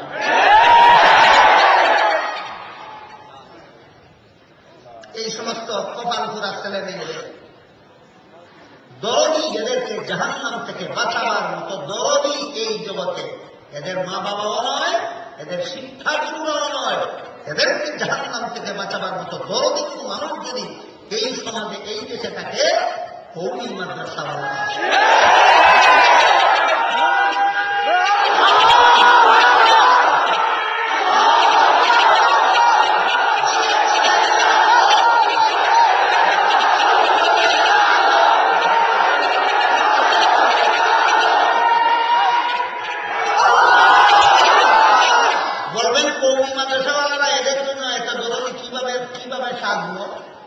এটাও বোঝা দরকার কিভাবে সাধব। একমাত্র কওমি মাদ্রাসা সমাজের সর্বস্তরের মানুষকে জাহান্নাম থেকে বাঁচাবার জন্য যত ব্যবস্থা গ্রহণ করেছে, এর মধ্যে একটা মাত্র ব্যবস্থার নাম বিশ্বজোড়া তবলিগি জমাত। তবলিগি জমাতের লোকেরা খেতে খামারে কৃষকদের কাছে যায় নামাজের তালিম দেওয়ার, হাটে বাজারে ব্যবসায়ীদের কাছে যায় নামাজ শিক্ষা দেওয়া, স্কুল কলেজ ভার্সিটিতে যায় তাদেরকে নামাজ শিক্ষা দেওয়া। বরং এই সমস্ত প্রধানপুরাদের দরদি এই জগতে কে? এই তবলিগি জমাত একমাত্র কওমি মাদ্রাসার উৎপাদন। বিশ্বজোড়া তবলিগি জমাত উৎপাদন হয়েছে কোথায়? কওমি মাদ্রাসা। সুতরাং এই সমস্ত কপালপুরা মুসলমানদের দরদি এই সমাজে কওমি মাদ্রাসা ছাড়া আর কেউ না।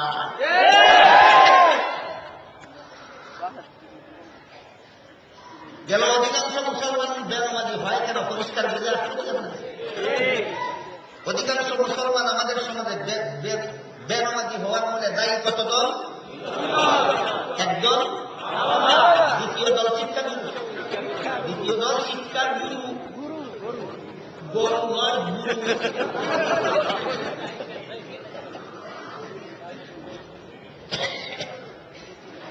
এরপর যে কিছু সংখ্যক মুসলমান আমাদের সমাজে আমরা নামাজ পড়ি, এবার কাদের আলোচনা?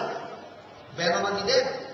হ্যাঁ, এবার নামাজিদের আলোচনা। আমরা যারা নামাজ পড়ি, মুফাসসিরিন কেরাম লিখেছেন যারা নামাজ পড়ে এদের মধ্যে আবার দল 5টা। নামাজি 5 প্রকার। নামাজিরা কত প্রকার? 5 এই 5 প্রকার নামাজির পরিচয় বুঝলেই টের পাবেন নামাজের খোলস কার কাছে আছে আর নামাজের মূল কার কাছে আছে। নামাজের খোলস অহংকার দমন ব্যবস্থা নয়, নামাজের মূল হল অহংকার দমন ব্যবস্থা। ওইটা ইসলাম ধর্মের স্তম্ভ, ওই নামাজ বিশ্ব শান্তির গ্যারান্টি।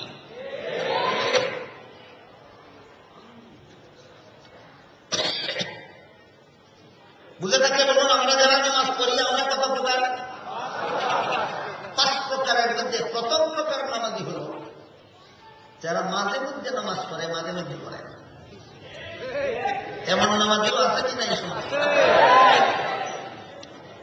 ঈদের নামাজ পড়লে জুম্মার নামাজ পড়ে না, জুম্মার নামাজ পড়লে 5 বেলা পড়ে না, 5 বেলার মধ্যে বাকি 4 বেলা পড়লেও ফজরের সময় পড়ে না। এরা হলো এক রকমের নামাজি, এরা মাঝে মাঝে পড়ে, মাঝে মাঝে পড়ে। এদের নামাজের ফলাফল হল যে ফরজ নামাজ অথবা যে ওয়াজিব নামাজটাই পড়ল না, সেইটাই না পড়ার কারণে তাকে জাহান্নামে যেতেই হবে। যদি নবীর উম্মত হয়ে থাকেন, নবীকে সত্যবাদী বিশ্বাস করে থাকেন, তাহলে ভালো রকম স্মরণ রাখুন। নবী বলেছেন, মান তারাকা সালাতা আমিদান আও ক্বালা মুতাআম্মিদান উলকিয়া ফিন-নার, জেনে শুনে যারা নামাজ পড়বে না এদেরকে জাহান্নামে নিক্ষেপ করা হবে। সুতরাং পরিষ্কার, বেনামাজিরা জাহান্নামী, বেনামাজিরা জাহান্নামী, বেনামাজিরা জাহান্নামী। যে কোনো ফরজ নামাজ জেনে শুনে না পড়ার কারণে জাহান্নামে যেতে হবে, যে কোনো ওয়াজিব নামাজ জেনে শুনে না পড়ার কারণে জাহান্নামে যেতে হবে। গেল এক প্রকার নামাজি এবং তার নামাজের ফলাফল। বুঝে থাকতে বলুন, প্রথম প্রকার নামাজি কারা? মাঝে মধ্যে পড়ে, মাঝে মধ্যে পড়ে না। যে নামাজটা পড়লো না, সেই নামাজটা না পড়ার কারণে তাকে জাহান্নামে যেতে হবে। 2 নম্বর নামাজি মাঝে মধ্যে নয়, নিয়মিতই পড়ে, প্রত্যেক নামাজ যথাসময়েই পড়ে, কিন্তু নামাজ পড়ার সময় মনটা তার নামাজে থাকে না, মনটা ধরে রাখার চেষ্টাও করে না। নামাজ পড়ার সময় মনটা নামাজে থাকে না, মনটা নামাজে ধরে রাখার চেষ্টাও করে না। এই পর্যায়ে আমাদের বুঝে নিতে হবে নামাজ পড়ার সময় মন নামাজে থাকে না কেন। আপনারা যখন নামাজ পড়েন তখন যে নামাজে আপনাদের মন থাকে না, আমি জানলাম কোথায়? আমি কি অন্তর জানি নাকি? তাহলে আমি কিভাবে জানলাম আপনাদের মনটা নামাজে থাকে না? এটা অবশ্যই একটা গুরুত্বপূর্ণ প্রশ্ন। এই প্রশ্নের জবাবটা বলা দরকার। হাদিস শরীফে রাসূল কারীম সাল্লাল্লাহু আলাইহি ওয়াসাল্লাম বলেন, শয়তানের একটা বিশেষ দল আছে, এই দলকে কোনো বেনামাজির কাছে পাঠায় না। শুধু নামাজিরা যখন নামাজ শুরু করে দেয় তখন তাদের কাছে পাঠায়। শয়তানের বিশেষ দলটা পাঠায় কার কাছে? নামাজিদের কাছে। কেন পাঠায়? নামাজির মনটা যেন নামাজে না থাকে, মনটা কেড়ে নিয়ে যায় সংসারের হাজারো রকমের কল্পনা জল্পনায়।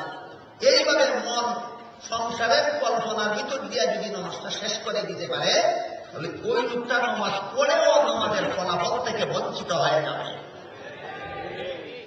নামাজিরা নামাজ পড়েও যেন নামাজের ফলাফল থেকে বঞ্চিত থাকে, এই কাজে নিয়োজিত শয়তানের একদল বিশেষ বাহিনী আছে। এরা নামাজিরা নামাজ শুরু করার সাথে সাথে তার কাছে আসে এবং অহরহ বলতে থাকে তার অন্তরে, উজকুর কাদা, উজকুর কাদা, উজকুর কাদা। ক্ষেত খামারের কথা স্মরণ করো, ব্যবসা বাণিজ্যের কথা স্মরণ করো, দোকানপাটের কথা স্মরণ করো, বাড়িঘরের কথা স্মরণ করো, বিবি বাচ্চার কথা স্মরণ করো। অহরহ বলতেই থাকে, বলতেই থাকে, বলতেই থাকে। আর সেও নামাজ পড়তেই থাকে, আর সংসারের কল্পনা জল্পনা করতেই থাকে। এইভাবেই তার নামাজ শেষ হয়ে যায়। এটা কত নম্বর নামাজি? নামাজের ধ্যানে না সংসারের কল্পনা জল্পনা? এই দ্বিতীয় প্রকার নামাজির ফলাফল হল এদেরকেও হাসরের মাঠে আল্লাহর ধমক খাইতে হবে। আল্লাহর ধমক কেমন মনে করেন? আল্লাহর ধমক কেমনে বুঝায় তো ভাষা পাচ্ছি না। বর্তমান বাংলাদেশের প্রধানমন্ত্রী শেখ হাসিনা যদি আপনাদের কাউকে ডেকে নেন তার অফিসে, মিয়া যদি ইচ্ছা মতো কয়েকটা ধমক মারে, অনেকেই পেশাবও করবে কিনা? শেখ হাসিনার ধমক খেলে যদি পেশাব হয়ে যায়, আল্লাহ হাসরের মাঠে যাকে ধমকাবেন তার কি হবে? নাকি আল্লাহর পাওয়ার হাসিনার থেকে কিছু কম? কি ভাবতেছেন? আল্লাহর ধমক খেতে হবে মনে নমাজে মনোযোগী না হলে? কথাটা কি না হই? মুফাসসিরিন কেরাম তাই লেখেন, দ্বিতীয় প্রকার নামাজ যারা মাঝে মধ্যে নয় নিয়মিতই করে, কিন্তু মনটাকে নমাজে রাখে না, মনটাকে নমাজে ধরে রাখার চেষ্টাও করে না, এদেরকেও হাসরের মাঠে আল্লাহর ধমক খেতে হবে। দুই রকম নামাজ গেল, দুই রকম নামাজের দুই রকম ফলাফল। 3 নম্বর নামাজি যারা নিয়মিত নামাজ পড়ে, মনটা নামাজে না থাকলেও মনটাকে নামাজে ধরে রাখার চেষ্টা চালু রাখে। এবার 2 নম্বর থেকে 3 নম্বর আলাদা হইল কিনা? 2 নম্বরের মনটাও নামাজে থাকে না, 3 নম্বর নামাজের মনটাও নামাজে থাকে না। কিন্তু 2 নম্বর নামাজি মনটা নামাজে ধরে রাখার চেষ্টাও করে না, 3 নম্বর নামাজি মন নামাজে না থাকলেও সে মনটাকে নামাজে ধরে রাখার চেষ্টা চালু রাখে। কত নম্বর? 3 নম্বর। মুফাসসিরিন কেরাম লেখেন, ইবলিসের বাহিনী মন আমার নামাজের বাইরে নিয়ে যায়, আমি সেই মনকে নামাজে ধরে রাখার চেষ্টা করবো কিভাবে? এই চেষ্টার একটা পদ্ধতি আছে, এটার একটা ট্রেনিং আছে, একটা প্রশিক্ষণ আছে। মুফাসসিরিন কেরাম লেখেন, কোন বাবুর্চির কাছে ট্রেনিং না নিয়ে যদি নিজে বাবুর্চি হওয়া যায় না, কোন কৃষকের কাছে ট্রেনিং না নিয়ে যদি কৃষক হওয়া যায় না, কোন ট্রেইলারের কাছে ট্রেনিং না নিয়ে যদি নিজে ট্রেইলার হওয়া যায় না, তুমি কেমনে বুঝলা কোন সত্যিকারের নামাজির কাছে ট্রেনিং না নিয়ে তুমি সঠিক নামাজি হইয়া যাইবা? অথচ আমরা সারা জীবন ওই নামাজ পড়ি, অথচ নামাজের যে ট্রেনিং লাগে জানিও না। নামাজের ট্রেনিং নিলে পরেই আমি 3 নম্বর নামাজি হতে পারব। সেই ট্রেনিংটা কি? মুফাসসিরিন কেরাম লেখেন, হাদিস শরীফে রাসূল করিম সাল্লাল্লাহু আলাইহি ওয়াসাল্লাম বলেছেন, আনতা বুদাল্লাহ কাআন্নাকা তারাহু ফাইন লাম তাকুন তারাহু ফাইন্নাহু ইয়ারাক। এমন ভাবে তুমি আল্লাহর ইবাদত করবে যেন তুমি আল্লাহকে দেখতেছ। যদিও দুনিয়ার জীবনে আল্লাহকে চর্মচোখে দেখার বিধান নাই, কিন্তু তুমি আল্লাহকে দেখতে না পারলেও আল্লাহ অবশ্যই তোমাকে দেখতেছে। মুফাসসিরিন কেরাম রাসূলের হাদিসের এই অংশটা ওই ট্রেনিং এর ব্যবস্থা হিসাবে গ্রহণ করেছে। অর্থাৎ নামাজি যখনই দেখবে মন তার নামাজের ভিতরে নাই, বাইরে চলে গেছে, তখনই ধ্যান করবে আল্লাহ আমাকে দেখতেছে, মনটা চলে আসবে না। আবার যখন দেখবে মন চলে গেছে নামাজের বাইরে, আবার ধ্যান করবে আল্লাহ আমাকে দেখতেছে, আবার মন চলে আসবে নামাজে। আবার যখন দেখবে মন চলে গেছে নামাজের বাইরে, আবার ধ্যান করবে আল্লাহ আমাকে দেখতেছে, আবার মন চলে আসবে নামাজে। এগুলো নামাজে মনটাকে ধরে রাখার ট্রেনিং, নামাজে মনটাকে ধরে রাখা। এই ট্রেনিংটা যখন চালু হয়, এইভাবে মনকে নামাজে ফিরাইয়া আনার প্রশিক্ষণটা যখন চালু হয় না, তখন আল্লাহ পাক রব্বুল আলামিন ফাঁকে ফাঁকে ফাঁকে ফাঁকে শয়তান যতবারই মন তার নামাজের বাইরে দেখ না কেন, ওই ত্রুটিগুলি আল্লাহ তাকে মাফ করে দেবেন। কত নম্বর নামাজি? 3 নম্বর নামাজি নমাজের ফলাফল ত্রুটি হইল কিনা, নমাজের ত্রুটি হইল কিনা, কিন্তু এই ত্রুটি আল্লাহ তাকে মাফ করে দেবে। 3 নম্বর নামাজ। দেখুন 3 নম্বর নামাজের মনটাও নামাজের বাইরে শতবার যাইতে পারে, 3 নম্বর নামাজের মনটাও নামাজের বাইরে 1000বার যাইতে পারে, কিন্তু সে যেহেতু আল্লাহ আমাকে দেখতেছে, আল্লাহ আমাকে দেখতেছে, আল্লাহ আমাকে দেখতেছে কথা ধ্যান করে করে মনটাকে নামাজে বারবার ফিরিয়ে আনলো। এজন্য আল্লাহ ফাঁকে ফাঁকে যতবারই নামাজের বাইরে গিয়ে থাকুক না কেন এই ত্রুটিটা আল্লাহ তাকে মাফ করে দেবে। শয়তান যখন দেখে যে তার নামাজের মধ্যে যত ত্রুটি আমি ঘটাইয়া থাকি না কেন আল্লাহ তো মাফ করে দিয়েছেন তার ট্রেনিং এর কারণে, কাজে এই লোকের মন নামাজের বাইরে নিয়ে আমাদের কোনো উপকার হইল না, তার কোনো ক্ষতি সাধন করতে পারলাম না, তাকে ছেড়ে দাও।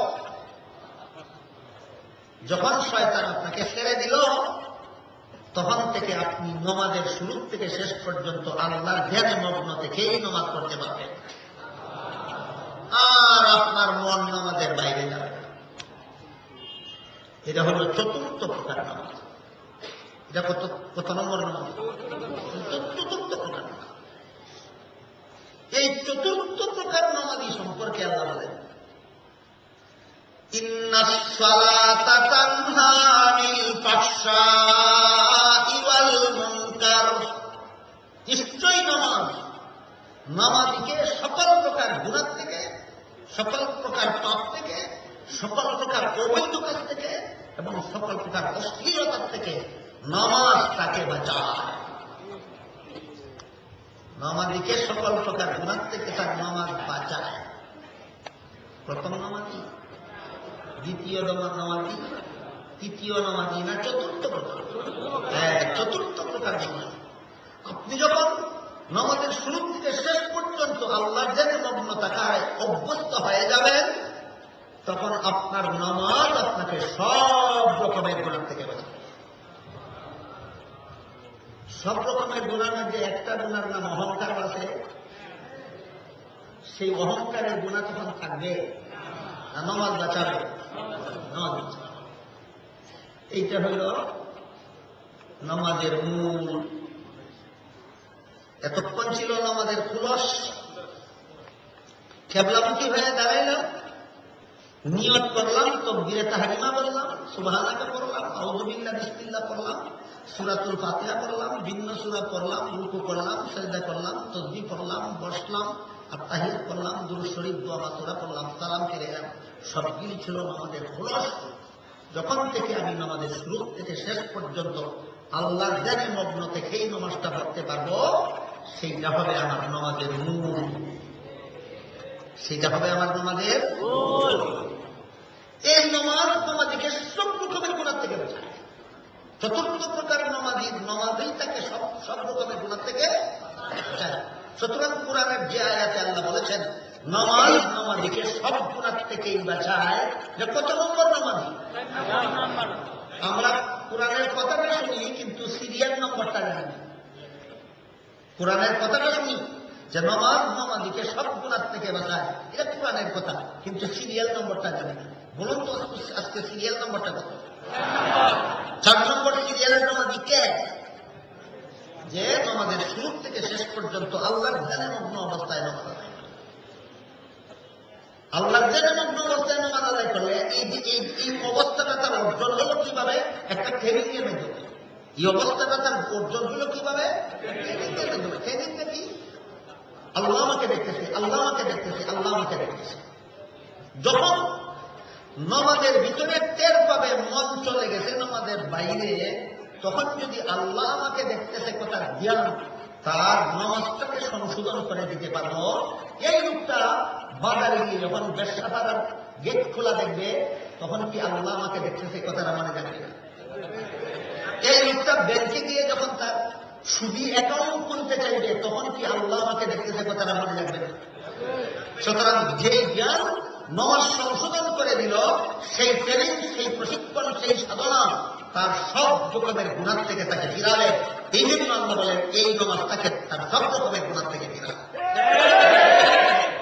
সব রকমের গুনাহ থেকে যখন আমার নামাজ আমাকে বাঁচাইল, তখন কি অহংকারের গুনাহ করার করার সুযোগ রইল না মুক্ত হয়ে গেল? এইটা হলো নামাজের মূল। নামাজটাকে আমরা যখন আস্তে আস্তে ক্রমান্বয়ে এই পর্যায়ে উন্নীত করতে পারবো, তখন আমার নামাজ আমার অহংকার মুক্তির ব্যবস্থা হয়ে যাবে। আমার নামাজ হবে আমার অহংকার দমন ব্যবস্থা। এই নামাজ সত্যই ইসলাম ধর্মের স্তম্ভ। এই নামাজ নিশ্চয়ই বিশ্ব শান্তির গ্যারান্টি। এই নামাজ নিশ্চয়ই জান্নাতের চাবি। হাদিস শরীফে আল্লাহ রাসূল বলেছেন, আসসালাতু মিফতাহুল জান্নাহ, নামাজ বেহেশতের চাবি। নামাজ বেহেশতের চাবি। কত নম্বর নামাজের আলোচনা হলো? 4 নম্বর। সর্বমোট নামাজ কত প্রকার? তাই আরেকটা নম্বর হলো না? আরেকটা নম্বর। এই চতুর্থ নম্বর নামাজি যখন সব রকমের গুনাহ থেকে বিরত হয়ে যায়, তখন তার আত্মাটা পাক পবিত্র হয়ে যায়। তখন তার আত্মাটা কি হয়ে যায়? পাক পবিত্র হয়ে যায়। পাক পবিত্র আত্মাওয়ালা যখন নামাজে দাঁড়ায়, তখন আল্লাহর সাথে তার আত্মার সাক্ষাৎ হয়। আল্লাহর সাথে আত্মার সাক্ষাৎ হয় এবং সাক্ষাতে আল্লাহর সাথে তার কথাবার্তা হয়। কোথায়? নামাজের ভিতর। কোথায়? নামাজের ভিতর। কিভাবে কথাবার্তা হয়? যখন এই পঞ্চম প্রকার নামাজি নামাজে দাঁড়িয়ে আল্লাহর কালাম যখন তেলাওয়াত করা শুরু করে, সর্বপ্রথম আলহামদু শব্দটা যখন উচ্চারণ করে, আগেই বলেছি আলহামদু অর্থ সমস্ত প্রশংসা। এই আলহামদু উচ্চারণ করা মাত্রই, বাকি শব্দ উচ্চারণ করার আগেই আল্লাহ তার আত্মাটাকে প্রশ্ন করেন, লিমানিল হামদু, কার জন্য সমস্ত প্রশংসা? তুমি যে আলহামদু কইলা, তুমি যে বললা সমস্ত প্রশংসা, কার জন্য? মুফাসসিরিনে কেরাম লেখেন, আল্লাহর প্রশ্নের জবাবে ওই আত্মাওয়ালা বলে লিল্লাহি, আল্লাহ। আল্লাহ তাকে জিজ্ঞাসা করেন, মানিল্লাহ, আল্লাহকে? সে তখন বলে রব্বিল আলামিন, সমগ্র প্রতিপালক, সমগ্র জগতের প্রতিপালক যিনি, তিনি। আল্লাহ তাকে জিজ্ঞাসা করেন, মার রব্বুল আলামিন, রব্বুল আলামিনকে? আল্লাহর প্রশ্নের জবাবে সে বলে আর রহমান, রহমান যিনি, তিনি। আল্লাহ জিজ্ঞাসা করেন, মানিক রহমান, রহমানকে? সে বলে আর রহিম, রহিম যিনি, তিনি। আল্লাহ জিজ্ঞাসা করেন, রহিমকে? সে বলে মালিকি ইয়াউমিদ্দিন, হাসরের দিনের মালিক যিনি, তিনি। এই যে বারবারই বলে যিনি, তিনি, যিনি, তিনি, যিনি, তিনি। এই যিনি, তিনিটা একটু গ্রামারের দৃষ্টিতে আপনাদের দেখা যাবে। আরবি গ্রামার মোতাবেক যে কথা বলে তাকে মুতাকাল্লিম বলা হয়, যার সাথে কথা বলে তাকে মুখাতাব বলা হয়, যার ব্যাপারে কথা বলে তাকে গায়েব বলা হয়। বাংলা ব্যাকরণ মতে যে কথা বলে তাকে উত্তম পুরুষ, যার সাথে কথা বলে তাকে মধ্যম পুরুষ, আর যার সম্পর্কে কথা বলে তাকে নাম পুরুষ বলা হয়।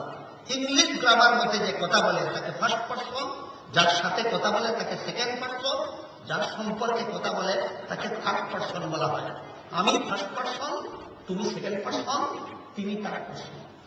বুঝে থাকলে বলুন, আমি ফার্স্ট পারসন, তুমি সেকেন্ড, তিনি থার্ড পারসন। আল্লাহ যখন জিজ্ঞাসা করেন আল্লাহকে, সে বলে রব্বুল আলামিন যিনি, তিনি। কোন পারসন?